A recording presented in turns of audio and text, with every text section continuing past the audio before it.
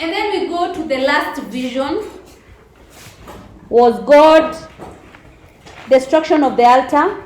Chapter 9, verse 1 to 4.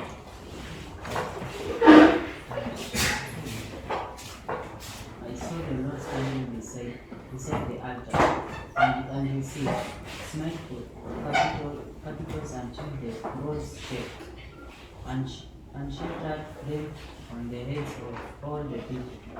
And what are left of them I will slay with the sword. Not one of them shall flee away. Not one of them shall escape. Though they dig into Sheol, from there shall my hand take them. Though they climb up to heaven, from there I will bring them down.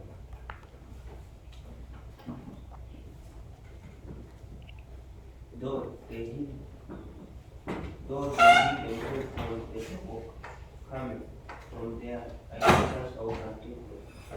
And though they hid from my sight, at the bottom of the sea, I will command the serpent, and it shall bite them. And though they go into captivity before the enemy, there I will command the sword, and it shall deflate them, and I will set my answer upon them for you and not for me.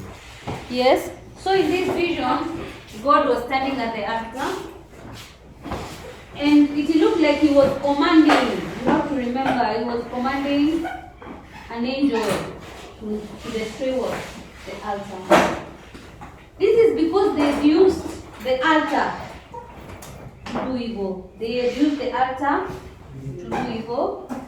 And here it meant that because they were engaging in evils in the altar of the God, they were not going to escape his punishment. So it was time for them to be punished by God. So therefore also this punishment would come to pass. So from all